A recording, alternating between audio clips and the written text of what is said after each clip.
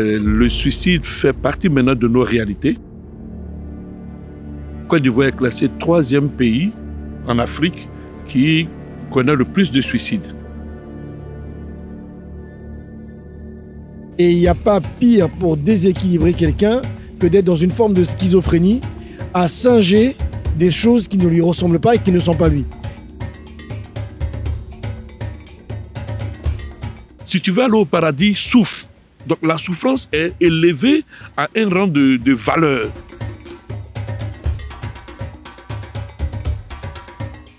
Nous sommes tous constitués des mêmes éléments élémentaires, qu'on soit du sable, des arbres, des êtres humains, l'air et tout, et que nous sommes un. Donc cette philosophie de l'infini. Quand quelqu'un se comporte mal, on le faisait venir au centre du village. Et tout le monde se met autour de lui et chacun lui rappelle une histoire en rapport avec sa vie. Quelque chose de beau, quelque chose de grand. J'étais une enfant vraiment suicidaire. Quand j'ai lu les livres de Raël, en tout cas, ça a été d'un seul coup des solutions concrètes.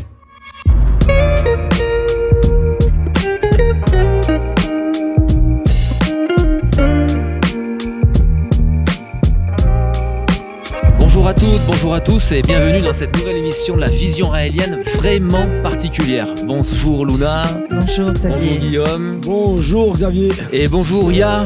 Bonjour Boni. Xavier. Bonjour Ya. Alors, c'est une émission vraiment particulière parce que, comme vous le voyez, avec le décor que vous voyez tout autour de nous, la vision raélienne s'est déplacée en Afrique, en terre kamite. Alors pourquoi terre kamite? Kamite qui vient du terme Kama. Et vu qu'il s'agit de la vision raélienne, Kama, c'est le nom traditionnel du continent africain. Donc quand vous nous entendrez parler de Kama, de terre kamite, il s'agit de l'Afrique. Et c'est important parce qu'on revient aux sources. C'est tout le message également, ça fait partie du message raélien. Cette émission est particulière aujourd'hui parce qu'on reçoit Ya Boni. Hein, tu es un scientifique de haut niveau en Côte d'Ivoire. Hein, et tu es guide évêque donc en Côte d'Ivoire. Tu as été guide national de ce pays. Oui, c'est ça. Et une personne très influente dans le mouvement raélien ici en Afrique. Oui. Un petit mot de bienvenue peut-être? Oui, c'est d'abord vous souhaiter à vous la bienvenue en Afrique. Ouais.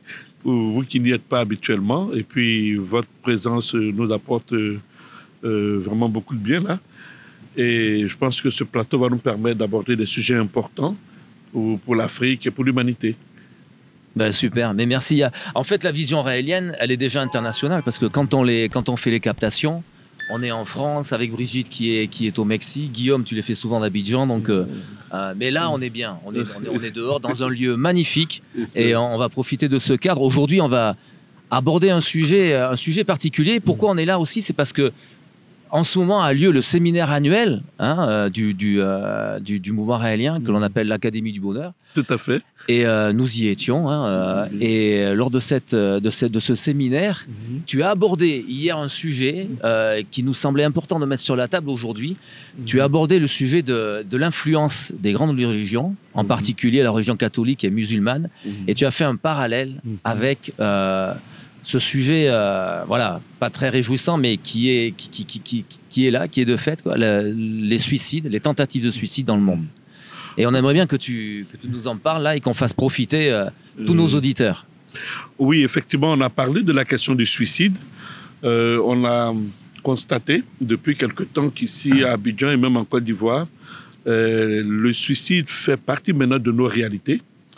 La Côte d'Ivoire est classée 3e pays en Afrique qui connaît le plus de suicides.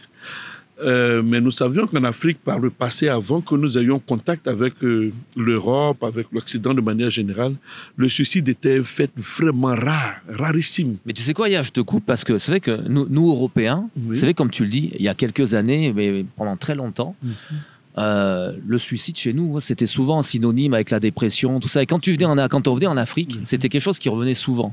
En suicide, c'est un truc, ça existe quasiment pas. Et là, ces derniers temps, oui, ces derniers temps, c'est le cas. On en parle, les faits sont là. Il y a plusieurs cas de suicide ici à Abidjan, notamment sur les ponts là. Ouais. Et ça traumatise certains. Il y en a qui même se permettent d'en rire pratiquement. C'est devenu presque vulgaire. Et c'est important qu'on interpelle quand même les uns et les autres sur cette réalité. C'est quand même une forme extrême de violence, une violence orientée sur soi-même jusqu'à se donner la mort. Ça mérite vraiment qu'on s'arrête, qu'on discute de ça, qu'on regarde, pour qu'on puisse identifier les causes profondes de cette forme de violence extrême. Et c'est peut-être ça l'intérêt, parce que tous ceux qui en parlent, les journalistes, quand ils essaient de... On s'arrête au premier niveau du fait. On essaie de comprendre qu'est-ce qui a conduit ce monsieur ou cette dame à se suicider. Ah, il a perdu son emploi, ou est-ce qu'elle a perdu son compagnon. On s'arrête au premier niveau. Et je pense que c'est pas suffisant. Si on veut vraiment endiguer ce phénomène, si on veut remettre la vie à sa place dans notre humanité, je pense qu'il faut aller au-delà de ces analyses presque superficielles et identifier effectivement le véritable problème qui conduit aujourd'hui des humains à s'ôter la vie. Il faut dire que les chiffres sont quand même alarmants. Chaque année, sur cette planète Terre, il y a 20 millions de personnes qui essaient de se donner la mort. 20 millions, quoi. 20 millions, c'est énorme comme chiffre. C'est quasiment la population de toute la Côte d'Ivoire il y a une dizaine d'années. Toutes ces personnes qui essaient de se donner la mort, c'est grave. Ouais. Ça veut dire quelque chose et il faudrait mettre le pied dans les plats. Il faut qu'on en parle pour qu'on résolve le problème.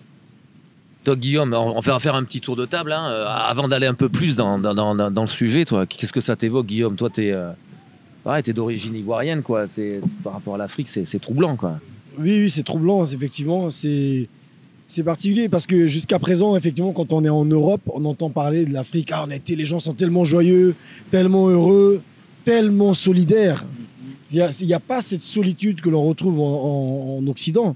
Il y a une dimension de vie sociale qui est énorme, qui est beaucoup plus grande. Donc ça paraît quand même... moi, je suis stupéfait et en même temps, j'observe depuis les dernières années l'occidentalisation de l'Africain. Ça veut dire qu'il est arrivé à un point, il a tellement coupé avec sa culture, avec son identité, avec sa façon de fonctionner originelle, que ce soit sa spiritualité, ses interactions sociales. Il y a tout un tas de modes de fonctionnement qui se sont éteints et ont disparu au bénéfice de ce qui vient d'ailleurs. Et il n'y a pas pire pour déséquilibrer quelqu'un que d'être dans une forme de schizophrénie, à singer des choses qui ne lui ressemblent pas et qui ne sont pas lui. Et avec cette dichotomie, effectivement, on peut comprendre que dans une situation perturbée, troublante, la dichotomie puisse entraîner une souffrance absolue, une souffrance qui crée le suicide, parce que le suicide, selon les experts, c'est pas quelqu'un qui veut mourir. Le suicide, c'est quelqu'un qui souffre tellement que le seul moyen qu'il a trouvé pour plus souffrir, c'est de se donner la mort. C'est-à-dire que le fait de poser un acte violent contre lui, même la balle du pistolet dans la tempe, lui semble le moins douloureux que la souffrance morale qu'il est en train de vivre. C'est pas des gens qui veulent mourir. Et donc, ça veut dire que la souffrance, il n'est plus... Qu'est-ce que c'est que cette souffrance? C'est qu'il se dit qu'il n'a plus les ressources pour faire face à la réalité qui se présente à lui. Et là, boum, il coupe. Donc, vraiment stupéfait. Et puis, être conscient de ça, pourquoi ces gens souffrent. Donc, on va y aller tout à l'heure. Mais donc, il y a vraiment... les gens n'ont pas envie de mourir. Le fait de se donner la mort, le fait de mourir, n'est pas inscrit en nous. Au contraire, on a l'instinct de survie. Par contre, il arrive à un moment donné où la souffrance est telle que le seul moyen de l'arrêter, c'est de se dire « j'ai tout essayé, ça ne va pas, je meurs, là je ne souffrirai plus, je serai en paix ». Je préfère ça que vivre en souffrance. C'est ça, en fait, le problème du suicide. Pourquoi cette souffrance en Afrique? Parlons-en. Mais ouais, c'est important. Et on va mettre le sujet sur la table aujourd'hui, encore une fois, et essayer de décrypter à travers ce qu'on appelle la vision raélienne, quoi. Que nous dit la philosophie raélienne de tout ça? Mais avant d'essayer d'expliquer les choses, Luna, qu'est-ce que cela t'évoque? Ça me ramène souvent sur le plan biologique. Il y a vraiment des mécanismes qui ont été mis en nous, qui sont des mécanismes de survie. Donc, le mécanisme même de suicide n'existe pas. C'est-à-dire que tout en nous veut vivre. Et donc, comme disait Guillaume, si en nous quelque chose a envie de mourir, c'est parce qu'il y a quelque chose qui est en souffrance.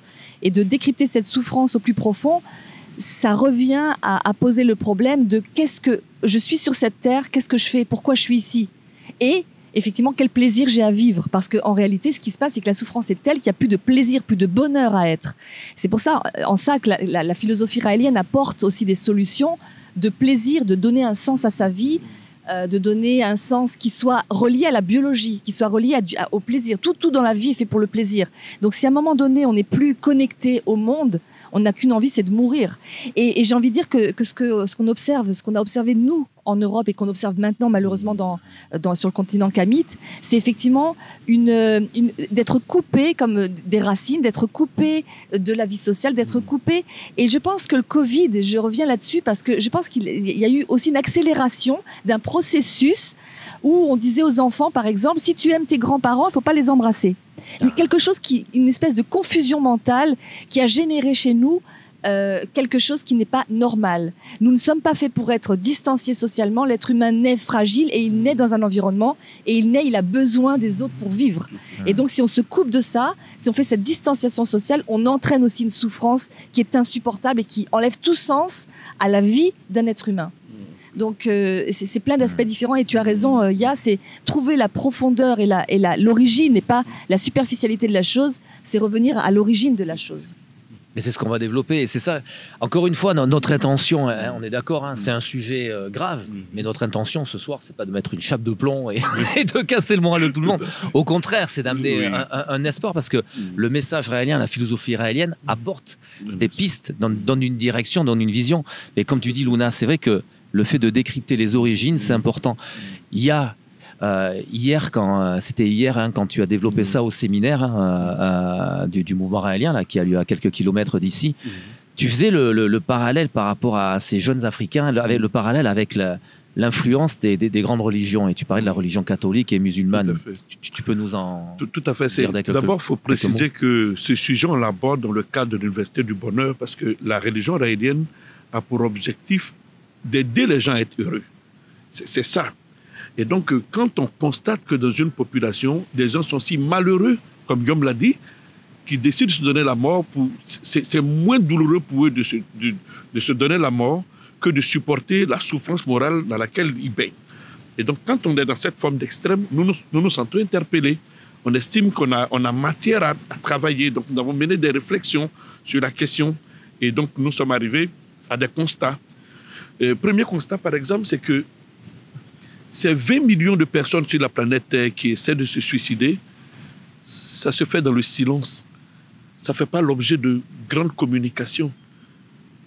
Par rapport à un problème comme le Covid qu'on a connu pendant 3 ans, il y a eu 6,9 millions de personnes tuées pendant le Covid. C'est les chiffres de l'OMS, 6,9, à peu près 7 millions de personnes qui meurent dans 3 ans du Covid.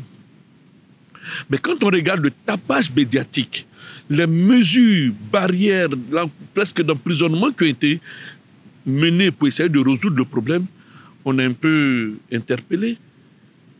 On se demande, mais pourquoi un problème qui touche 20 millions de personnes par an? Le Covid, c'est 7 millions sur 3 ans. 20 millions en une année, ça n'interpelle presque personne. Un psychologue en parle ici, un journaliste en parle, et puis point final. Ça, c'est déjà un problème. Pourquoi est-ce que la question du suicide interpelle si peu les gens? On parle de la bombe atomique, par exemple, à Hiroshima. C'est à peu près 200 000 personnes qui ont été tuées à Hiroshima avec la bombe. Nous parlons chaque année de 20 millions de personnes qui tentent de se donner la mort et au moins 700 000 réussissent chaque année. Mais c'est sous silence. Alors pourquoi? C'est que quelque part, les causes profondes dérangent. Sinon, on en aurait parlé aisément. Et à notre analyse, quand nous regardons, on estime que les individus fonctionnent, agissent en prenant en compte leur éducation profonde, leurs valeurs. Et d'où viennent les valeurs de nos populations aujourd'hui en Afrique? Puisque nos populations aujourd'hui, les jeunes ont été coupés de leurs traditions. Ce n'est plus les traditions africaines qui sont le système d'exploitation, si on parlait comme des ordinateurs. L'éducation de base, le background des jeunes aujourd'hui, ce n'est plus l'Afrique. Parce que cette Afrique authentique, avant les colons, on ne connaissait pas ces problèmes. Mais on a eu ce contact avec l'Occident, tout comme le Moyen-Orient, puisque l'islam aussi est rentré. À travers les religions. À travers la religion musulmane, l'islam est rentré, le christianisme est rentré en Afrique mais d'une manière spéciale. Ces 2 grandes religions monothéistes sont rentrées par la violence. On se souvient encore des Almoravides, les guerres. On se souvient de la colonisation, l'esclavagisme, tout ça. Oui, bien sûr. L'Afrique a été envahie par la violence de 2 grandes civilisations. Et ça, c'est déjà quelque chose qui est choquant pour nous. nous avons été habitués à la paix. Chez nous, nous avons ce qu'on appelle le principe de la première goutte de sang. Ça veut dire que quand il y a des différends des gens et que les différends poussent à ce qu'il y ait un qui se blesse, une goutte de sang touche le sol, on estime que la terre a été souillée. Il faut s'arrêter immédiatement, à la prendre première des goutte mesures. de sang, à la quoi. première goutte de sang. On ne tolère pas que le sang humain coule. Ce n'est pas admis dans notre tradition africaine. A fortiori, quelqu'un qui se donne la mort. L'Africain, même quand il doit couper un arbre pour en faire une pirogue ou un tam-tam, il va prendre une semaine pour demander pardon à l'arbre. Je vais te prendre la vie. Un peu comme dans le film Avatar. Exactement. Pour faire de toi une pirogue, te permettre d'aider. C'est ça l'Afrique. L'Afrique a un respect profond pour la vie. On ne permet pas que quelqu'un ôte la vie ou que quelqu'un saute même la vie. Et, là, et tout ça a été balayé avec les générations, par la colonisation. Leur manière d'arriver et surtout les enseignements qu'ils vont distiller dans l'esprit des humains. Voilà. C'est ça qui est là. C'est la notion de la souffrance. L'apologie de la souffrance. Si tu veux aller au paradis, souffre. Donc la souffrance est élevée à un rang de valeur. Vous comprenez? Tout ce qui est autour regardez cette histoire de Christ qui doit mourir pour sauver l'humanité. Son sang a coulé pour toi, pour te sauver. Voilà ce qu'on nous a dit à nous, à tous ces jeunes. La notion du sang qui coule et qui ouvre la vie, quelque part, c'est choquant.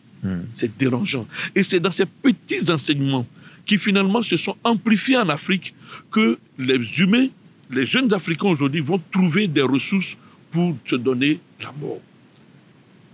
Et tu fais un lien direct, et il y a un lien direct avec cela. Mais c'est leur responsabilité de ces religions principales de l'humanité. Si l'humanité, il y a 20 millions de personnes qui vont se donner la mort, c'est un échec pour ces religions.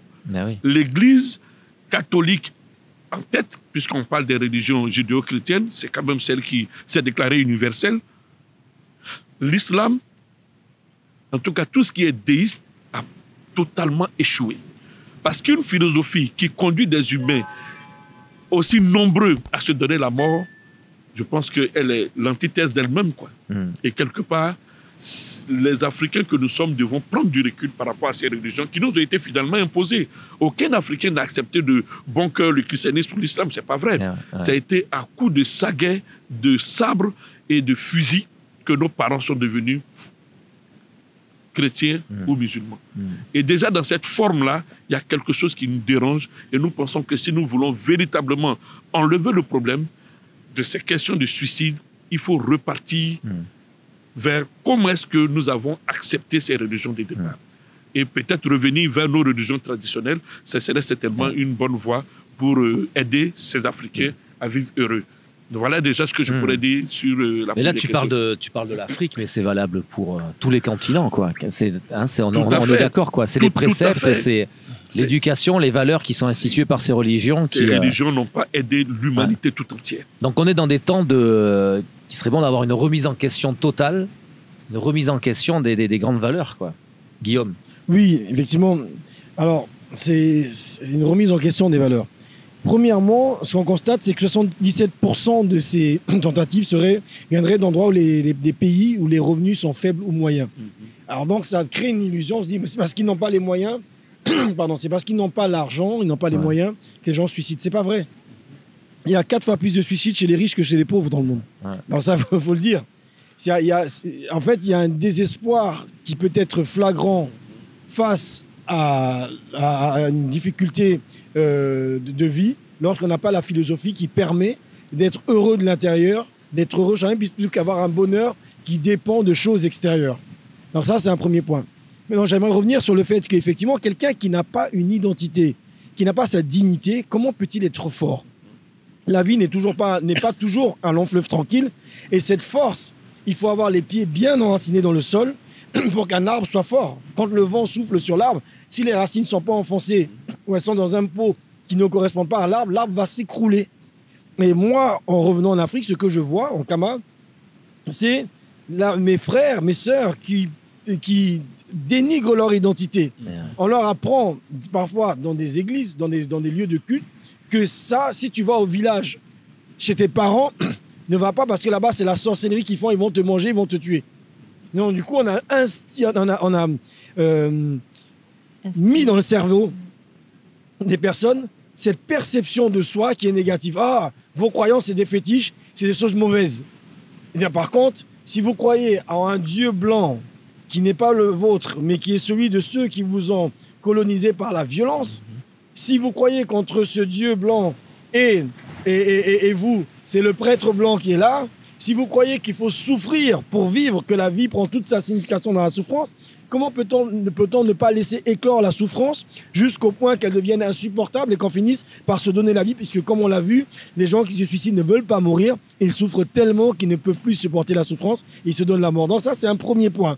Le fait de ne pas être totalement déraciné, de ne pas avoir un socle suffisant, des fondations solides comme une maison, qui ait ses racines, son origine pour vivre. Parce que si on va, dans tel pays d'Asie, les autres sont bouddhistes, les autres sont shintoïstes, les autres en Europe, les autres sont chrétiens, catholiques. C'est leur culture, c'est leur identité. Il faut regarder là où il y a la misère dans le monde, c'est dans les pays qui ont embrassé la religion des colonisateurs, que ce soit l'Amérique du Sud, l'Afrique, surtout l'Afrique subsaharienne.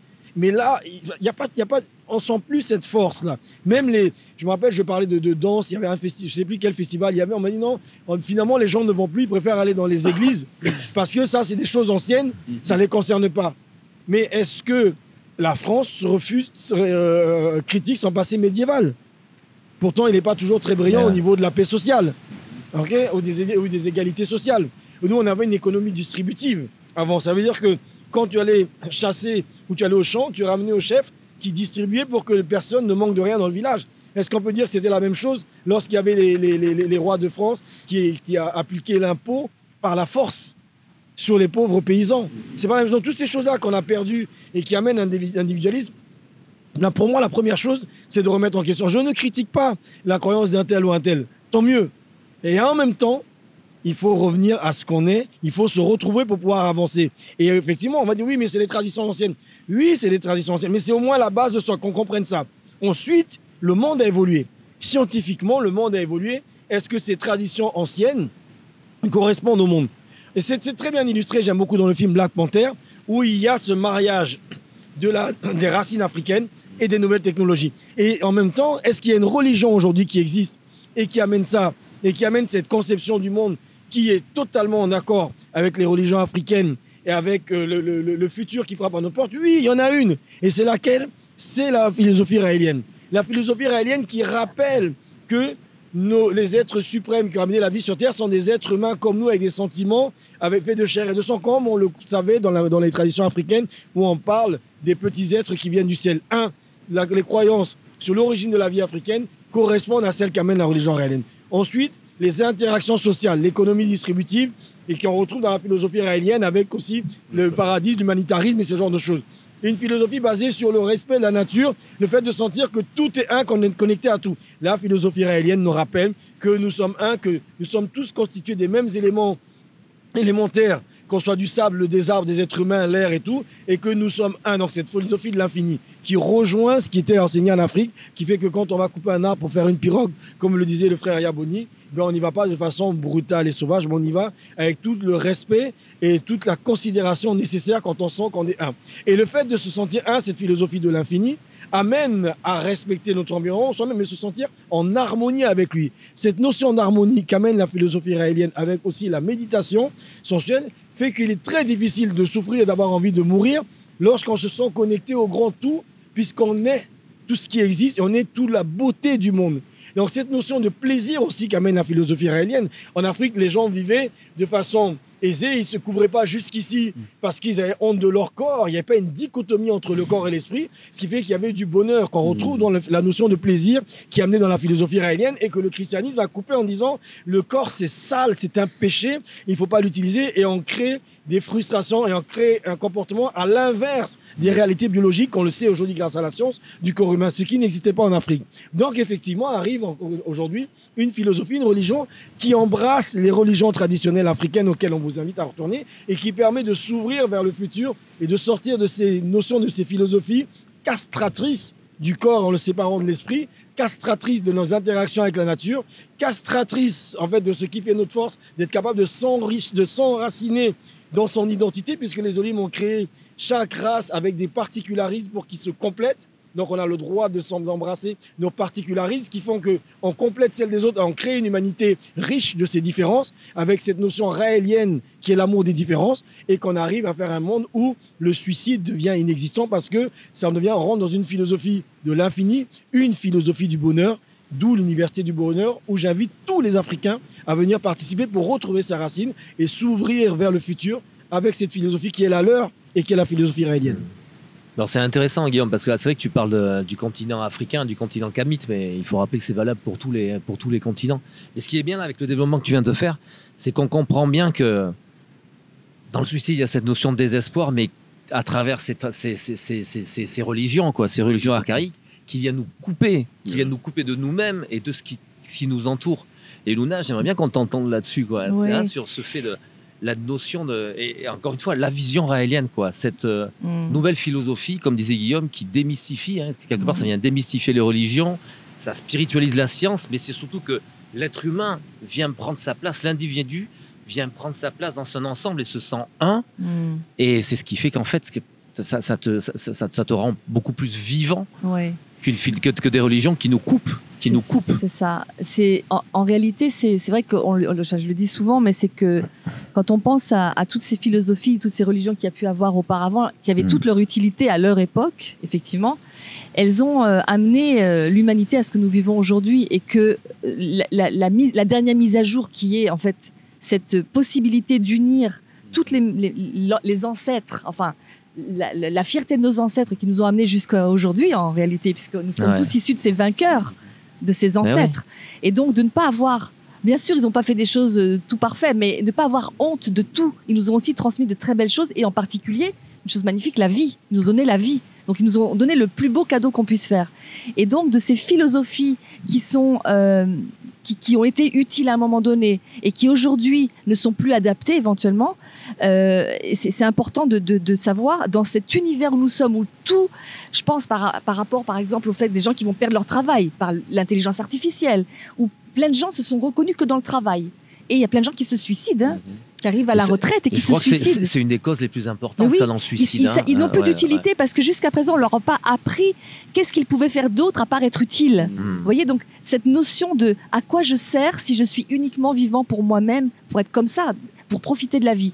Donc, on va arriver dans cette période charnière, nous sommes déjà dans cette période charnière où effectivement, le travail va aussi ne plus être peut être fait par des robots, ou que l'intelligence artificielle va pouvoir éventuellement prendre des postes, et les gens, ils vont faire quoi? Donc si on n'a pas eu une éducation à qui je suis moi, quel est mon être profond, qui je suis vraiment en dehors de toutes les étiquettes qu'on peut me donner, je fais telle profession, je suis telle religion, j'ai telle religion, etc., je suis un homme, une femme, si je suis en dehors de ces étiquettes et mon être profond, qu'est-ce qu'il est, à quoi il aspire? Est-ce qu'il a envie de danser? Est-ce qu'il a envie de chanter? Est-ce qu'il a envie de jardiner? De quoi tu as vraiment envie? Et là, et nous, la philosophie raélienne, par rapport à ça, notre force, c'est ça, c'est que nous prenons ce temps indispensable de pause et de dire, en dehors de toute contingence religieuse, d'étiquette, d'éducation, qui je suis vraiment dans cet univers. Et donc, cette force-là que nous acquérons effectivement par une réflexion, une introspection, une connexion au vrai nous-mêmes, nous donne cette envie de vivre vraiment. Et là, je pense à tous ces gens qui ont fait des tentatives de suicide. Moi, j'ai un rêve, je vous le partage, je l'ai jamais dit, mais je vous le partage aujourd'hui. Ce serait de pouvoir avoir, d'offrir des stages éventuellement à ces personnes pour qu'ils retrouvent, comme les pèlerins qui enlèvent leur peau. Pèlerin, ça veut dire enlever sa peau, enlever toutes ces couches pour retrouver l'être authentique qu'ils sont et qui pointaient du doigt ce qu'ils voulaient faire quand ils étaient enfants. Leur rêve, connecté au rêve, connecté au vrai rêve qui est qu'est-ce que je peux amener à cette humanité qui ne soit pas utile. Parce que l'utilité, elle peut être dans les robots, elle peut être dans la technique. Mais en réalité, nous, êtres humains, nous sommes bien plus qu'une intelligence artificielle. Nous sommes des êtres qui avons cette capacité de rêver bien plus. Donc cette possibilité de connexion totale.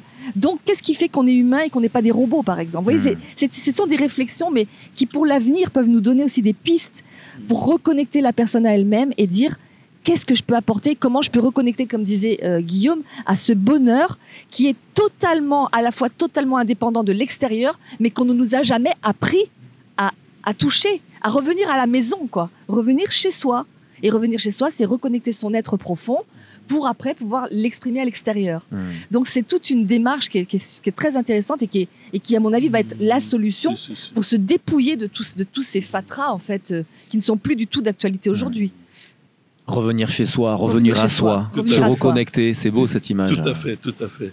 Je crois que ce que l'on a dit, c'est vraiment ça, Guillaume l'a dit également, notre humanité est arrivée à un carrefour. Un véritable carrefour, il faudrait que nous acceptions de nous asseoir et de repasser, de regarder avec beaucoup de lucidité toutes ces grandes philosophies qui nous gouvernent. Ouais. C'est important de faire ce stop-là. Et les remettre en question. Les remettre en question. Oser remettre en question nos acquis.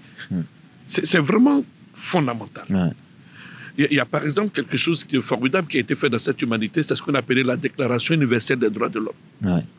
Bien entendu, l'Afrique authentique avait aussi sa déclaration depuis 1236. Nous, on avait en Afrique ici la charte du Mandé qui est très proche, et même, j'allais dire, peut-être plus complète même que cette déclaration actuellement. La déclaration qui universelle... existait depuis 1236. 13e siècle, ouais. L'Afrique avait déjà évoqué les bases d'une déclaration universelle des droits de l'homme, puisque lorsque les chasseurs du Mandé s'adressaient à ce moment, exprimaient ces 7 grands chapitres de vie, de mode de vie, ouais. Ils l'ont adressé aux 12 coins de la terre, donc à toute l'humanité. Donc c'est quelque chose qu'ils souhaiteraient voir se propager partout.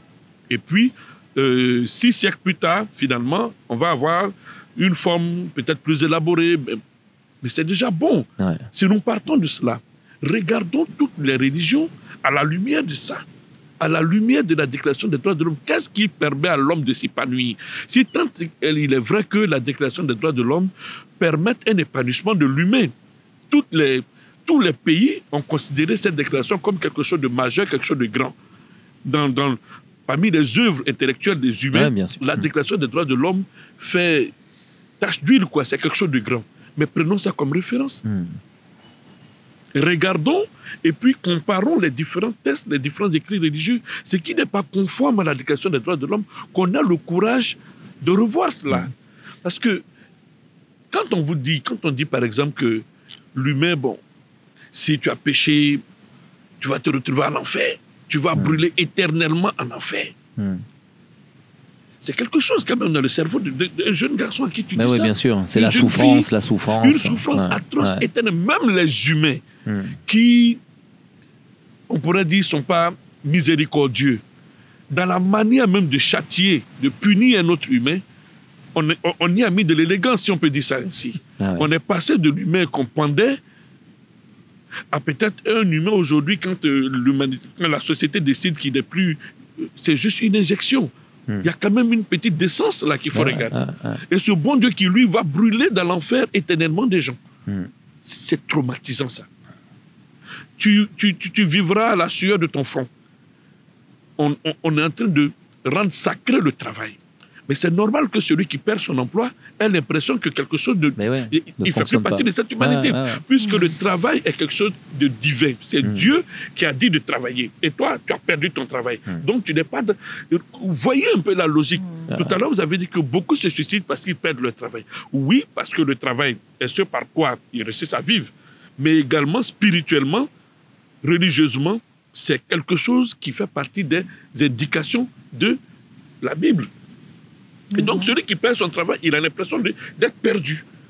Alors que le monde vers lequel nous allons avec les intelligences artificielles qui arrivent, il y a quelque chose de nouveau qui va se faire. On n'aura plus besoin de travailler pour vivre. Dans la Bible, on vous dit quelque part que la femme doit forcément... Tu vas souffrir, tu vas enfanter dans la douleur. Mais ce n'est pas vrai. On peut enfanter sans avoir besoin de douleur. Les technologies vont permettre de faire des enfants dans les laboratoires, ainsi de suite. C'est des choses qui arrivent.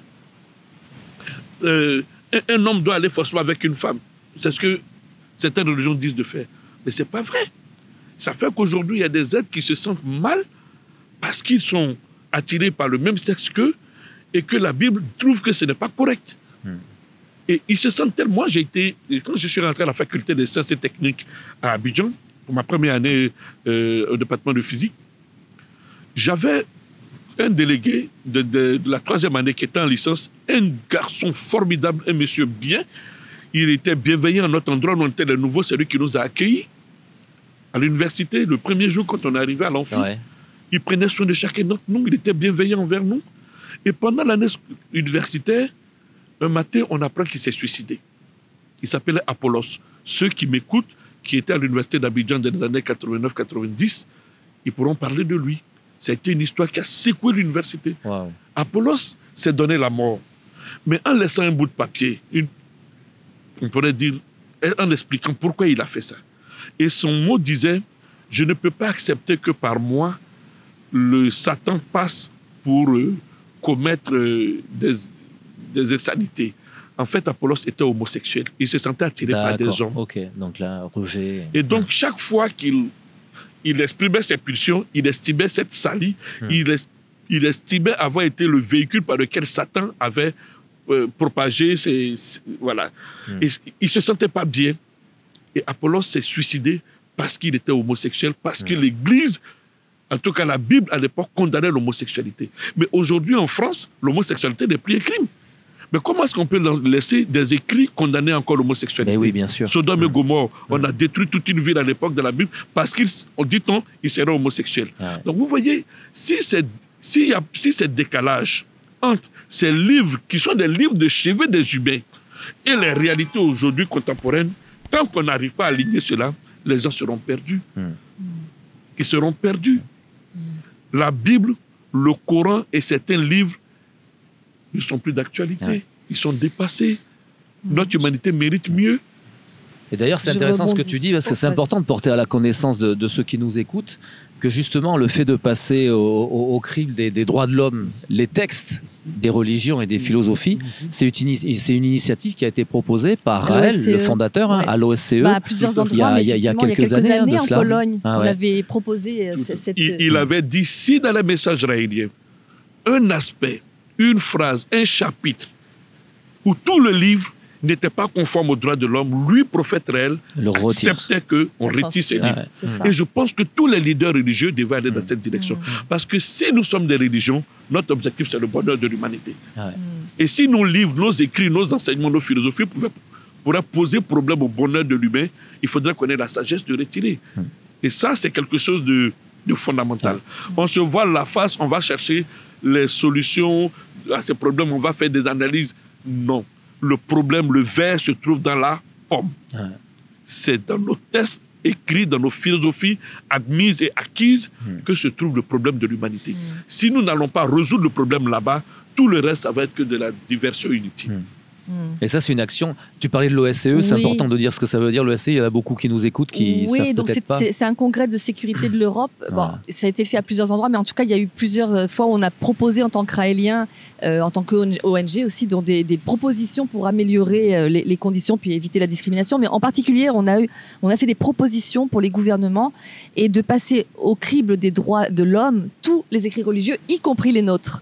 C'est-à-dire aucune censure même par rapport à nous, mais de vraiment retirer tout ce qui va amener les enfants à être violents, à être même la Torah, même l'islam où on parle de tuer les mécréants, enfin tout ce qui peut susciter l'envie d'être violent avec d'autres, mais également avec soi-même. Et tout ce qui va faire de la discrimination homme-femme, par exemple, tu battras ta femme tant de fois, enfin bon, tout ce qu'on peut lire. Parce que si on enseigne ça à un enfant dès le plus jeune âge, il y a des chances pour que par la suite, ce soit pas terrible, quoi. Et c'est vrai, ça fait vraiment rebondir la culpabilité, on parle de culpabilité judéo-chrétienne, dans l'histoire même du début de notre histoire, il y a cette culpabilité et les femmes en ont subi les conséquences, puisque c'est elles qui ont accepté le fruit, et ça a généré la moitié de l'humanité qui est coupable pour une autre moitié qui ne l'est pas. Donc on a généré ainsi la honte de la honte, et la honte va aussi provoquer, comme tu disais tout à l'heure Guillaume, une mésestime de soi-même. Si on perd cette dignité d'être un être humain, on peut pas. Comment on peut grandir si on a honte? C'est impossible. Donc la culpabilité est vraiment un fléau qu'il faut absolument éradiquer. Être fier de soi, élever un enfant dans la fierté d'être lui-même, avec toute sa couleur, avec tous ses rêves, avec tous ses aspects, c'est le début. Donc l'éducation, en fait, ça rejoint tous les sujets qu'on a déjà abordés, mais l'éducation, le respect, la responsabilisation, d'être responsable de son bonheur, et de savoir le cultiver. Donc on revient vraiment là-dessus. Et puis excusez-moi, j'en profite, mais hier tu as parlé de quelque chose qui m'a beaucoup touchée, c'est comment on traitait les personnes qui avaient fait quelque chose de mal dans les tribus, où tu disais que... Oui, Enfin, oui, je laisse, effectivement, si, je m'en c'est souviens beau. bien. Ça, c'est une des réalités de l'Afrique authentique. Parce que ici en Afrique, il se trouve qu'il y a des personnes qui, quelquefois, dans leur vie, posent des actes indélicats envers la société, envers un individu. Et l'Afrique authentique, comment est-ce qu'on traite ce genre de problème? Et la pratique était que, quand quelqu'un se comporte mal, on le faisait venir au centre du village. Et tout le monde se met autour de lui et chacun lui rappelle une histoire en rapport avec sa vie. Quelque chose de beau, quelque chose de grand lié à ses parents à lui. On lui rappelle son ascendance. On lui rappelle comment est-ce qu'il était un beau bébé, gentil, ce qu'il faisait quand il était petit. On lui chante ses chansons, ses berceuses. C'est beau, ça. Hein. C'est comme ça qu'on ramenait l'individu à la bonne fréquence, quoi. En le réaccordant avec son code génétique, qui est initialement un code génétique pour faire du bien. Donc, on estime que quand tu fais du mal, c'est que quelque part, tu t'es détourné, tu t'es déconnecté de toi-même. C'est ça la philosophie africaine. Quand quelqu'un fait quelque chose de malveillant, on le ramène avec amour à redevenir l'humain qu'il était. Et quand c'est vraiment grave, quand la faute est vraiment grave, on avait ce qu'on appelle la culture du tison. Le tison, en fait, c'est un bout de charbon allumé que le chef du village ou ton chef de famille te remet. Et ça veut dire que tu dois quitter le village pour 7 ans. D'accord. Tu peux aller partout, mais tu ne peux pas rester dans le village. Contrairement à la civilisation occidentale, il était banni tu es banni. pour 7 ans. Quoi. Mais dans la civilisation occidentale, c'est tout le contraire. On t'enferme dans une prison, 2 mètres sur 2, et tu ne peux pas sortir. Nous, on estime que les 7 ans que tu vas les faire dehors, l'ouverture sur l'univers entier va te permettre de te reconnecter.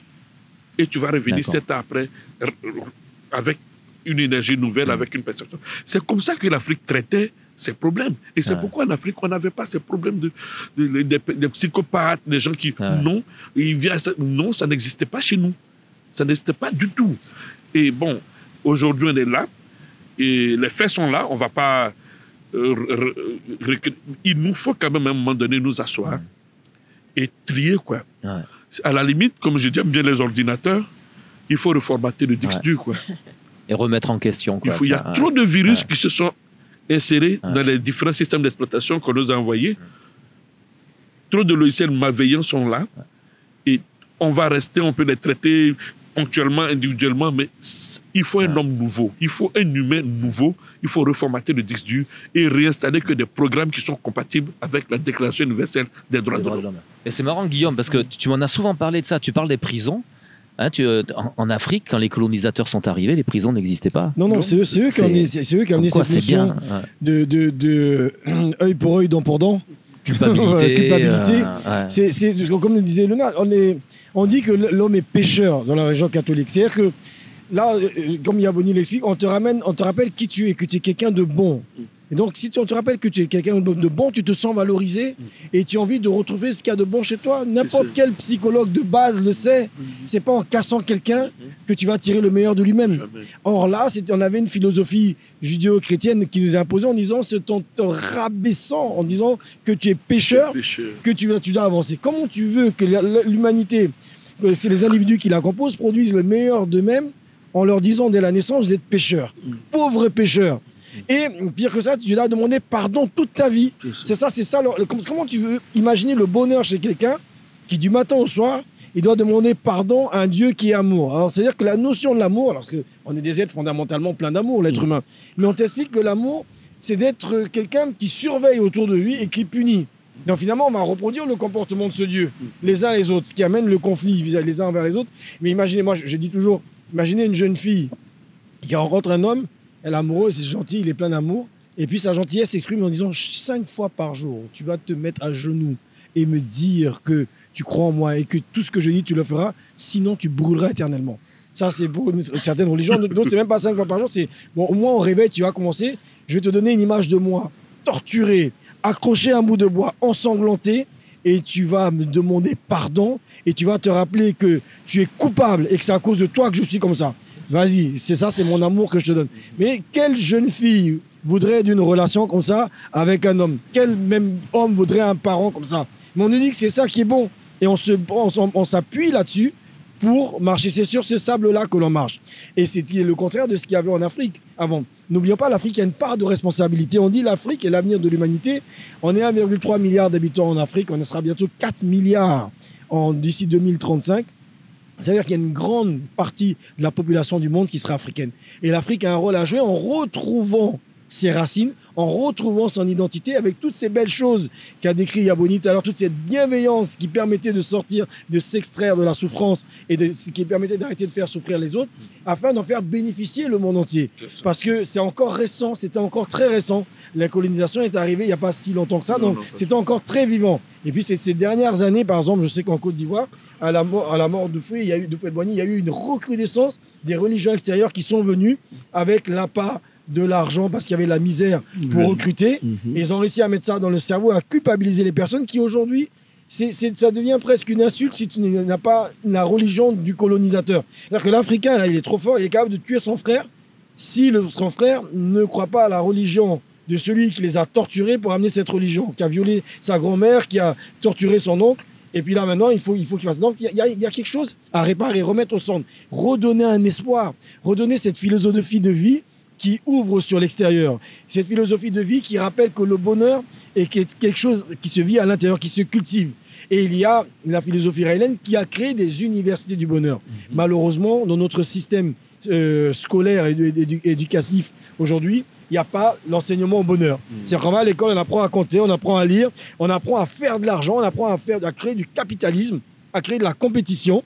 On apprend à être bon là-dedans, écraser les autres pour monter, à prendre pour soi au détriment des autres. Mais il n'y a pas un seul cours sur le bonheur à l'école et on veut que les gens soient heureux, ne se suicident pas. C'est pas possible.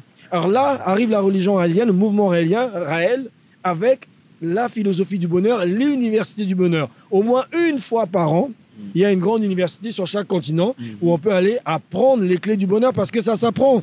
Si on est capable d'apprendre à lire, à écrire, on est capable d'apprendre à lire aussi ce qu'on est, à comprendre comment on fonctionne, comment interagir avec notre environnement, comment interagir les uns les autres, à être éduqué plutôt que d'être éducastré, mais éduqué au bonheur. Et c'est ce qu'on propose, c'est ce qu'on invite toutes les personnes qui nous écoutent à aller, bien sûr, en savoir plus sur le site rael.org, à aller apprendre à retrouver qui ils sont avec la méditation sur le site Centre de méditation que vous trouvez sur rael.org et à aller lire ces ouvrages qui amène cette révélation, qui nous reconnecte à nous-mêmes, qui nous ramène au bonheur, qui nous explique l'histoire de nos origines et qui nous ouvre un futur radieux où il n'y a pas, la souffrance n'est pas érigée en art, mais où le bonheur est construit pour être une réalité et non plus un mot. Tout à fait. Vous savez quoi, les amis? Le temps passe vite. Oui, on a abordé hein. tellement de sujets, mais c'était vraiment passionnant. Beaucoup de généralités.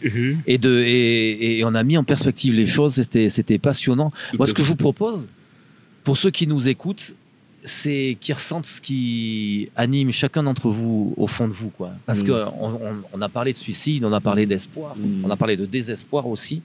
Et toi, princesse, c'est quoi ton carburant, quoi? Qu'est-ce qui fait que... Je sais pas. Qu'est-ce qui fait que je vais révéler quelque chose que certains savent, mais pas tout le monde. C'est que j'étais une enfant vraiment suicidaire. Ouais. J'étais suicidaire, c'est-à-dire je n'avais pas le goût de vivre. Alors c'était pas pour la religion, mais parce que j'avais pas d'espoir dans l'humanité. J'avais pas d'outils. Et c'est vrai que quand j'ai lu les livres de Raël, pour moi, pour d'autres ça va être autre chose, hein, mais pour moi en tout cas ça a été d'un seul coup des solutions concrètes. De me rendre compte que je n'étais pas mauvaise aussi. Il y avait quelque chose, effectivement, en moi qui pensait que j'étais mauvais parce que je ne comprenais pas la mort. On ne m'avait pas expliqué suffisamment de choses sur la mort, sur un certain... Mais tu avais ça dans la tête, comme quoi tu étais mauvaise. Ah oui, dès l'âge de 2-3 ans, j'avais cette idée-là à la maternelle. Donc, ça veut dire que très, très jeunes, les enfants, ils ont une conscience aiguë de la vie. Et il y a quelque chose qui leur échappe. Et on m'avait pas... Bon, voilà, c'est comme ça. Ah ouais. En tout cas, aujourd'hui, c'est vrai que que ce soit dans mon travail ou dans ma vie quotidienne, j'essaie de capter la souffrance. Souvent, Guillaume dit, et j'aime beaucoup, il dit ce décalage entre mes aspirations et la réalité, mais c'est de réussir à trouver le compromis parfait dans l'acceptation de ce qui est, mais pour le rendre encore meilleur, vers un idéal, mais sans que l'idéal ne m'empêche de vivre bien la réalité. Vous voyez ce que je veux dire? Ce subtil équilibre. Et donc, pour moi, ce qui est merveilleux, c'est quand quand j'avance dans le monde, c'est que après mon passage, les choses soient plus belles qu'avant. C'est ce qui m'anime. Quels que soient mes pas et quel que soit l'endroit où je suis, si je peux apporter ce petit supplément d'âme, ce petit supplément de beauté ou de bonheur qui fait qu'après mon passage, ce sera mieux qu'avant. Voilà. Ah, c'est beau. Hein. Et toi, Aya? Oui, je suis... Donne-nous un peu de toi-même. J'ai toujours aimé... J'aime bien être dans un environnement où les gens sont heureux. Et je suis très sensible à la souffrance des gens. Hein. Donc, c'est de toute ma vie, ça a toujours été... Même quand j'étais pas haïtien. Mais je me permets de te couper. Quand tu as fait ton intervention à l'Université du Bonheur, c'est ce que tu disais. Tu étais frappé par l'indifférence des gens par rapport à ceux qui faisaient des tentatives de suicide. Des gens qui tentent de se suicider et puis tout le monde autour, c'est comme si ce n'était rien du tout. C'est ça. Moi, ça m'affecte beaucoup. J'aime bien apporter la bonne humeur. J'aime bien qu'autour de moi, tout le monde soit heureux. Et donc, quand je constate que ça ne va pas dans cette direction, en tout cas, j'agis comme je peux, quoi. J'essaie de... Et heureusement, entre-temps, quand j'ai eu mes 14 ans, j'ai connu le message raïdien.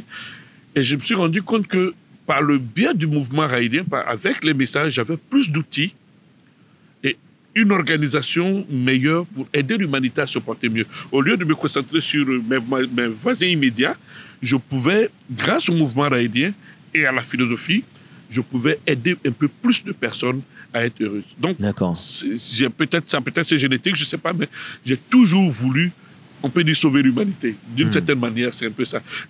À l'époque, c'était mon petit monde. Hein, je voyais plus local, mes amis, mes proches. Mais avec la philosophie raïdienne, je vois l'humanité, donc la planète, tous les habitants de la planète. Je voudrais vraiment que tout le monde se sente bien. Quoi.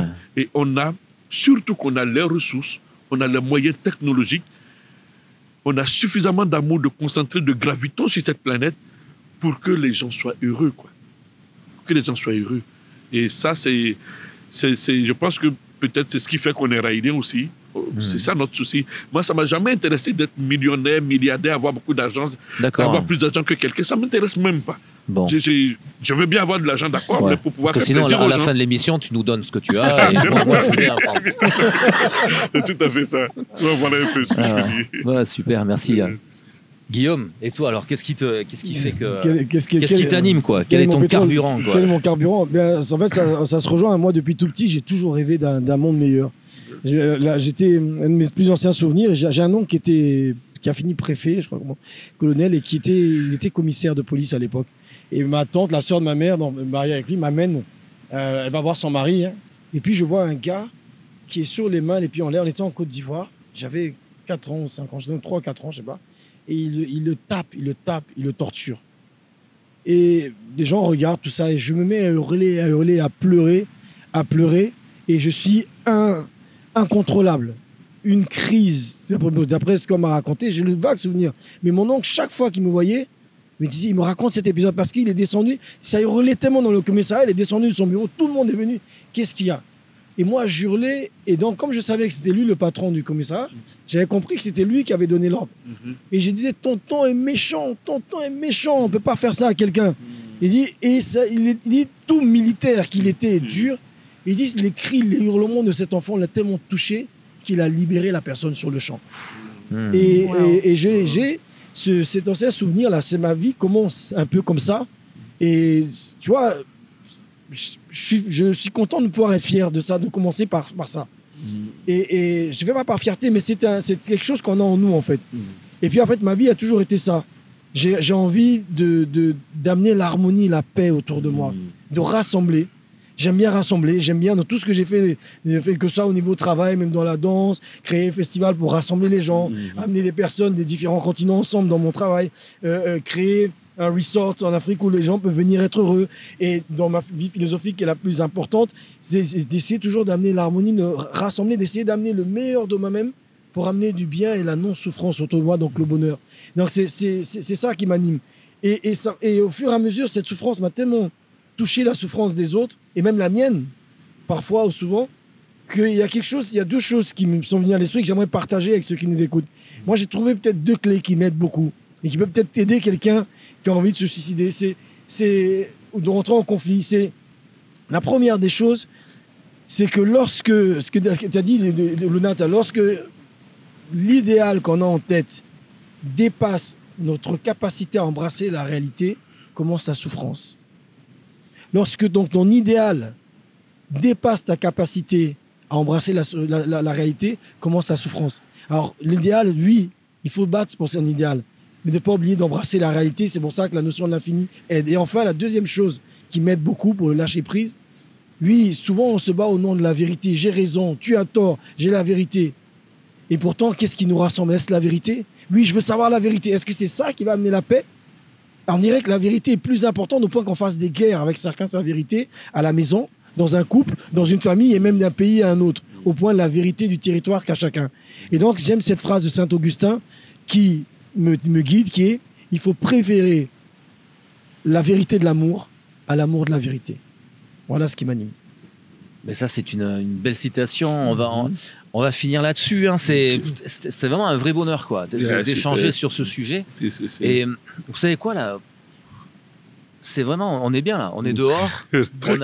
Pour ceux qui nous écoutent, alors maintenant il fait nuit, on a commencé, c'était le coucher de soleil. Oui. Mais vous entendez peut-être au loin la mer, les vagues au loin. On a les cocotiers, on est bien.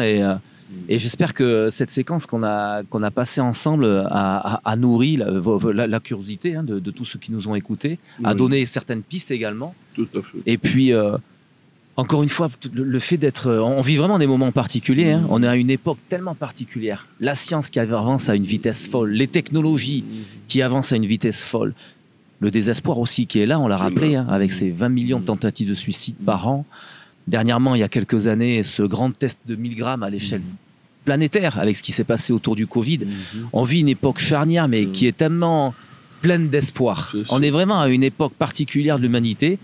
Et ce petit groupe d'êtres humains là, qui décide de se réunir autour d'une cause commune, qui est pour le bien-être de l'humanité, quoi. C'est vraiment... moi, franchement, ça nous remplit, quoi. Ça nous motive. C'est tellement plein d'espoir, quoi. Merci beaucoup. Hein. Merci à toi. On se revoit très vite. Hein. On est quelques jours en Kama et on va poursuivre d'autres numéros de la vision raélienne. Et puis à très bientôt. On le fait rarement, mais on va en profiter pour une petite dédicace à Bouddha qui s'occupe de toute la technique de la vision raélienne.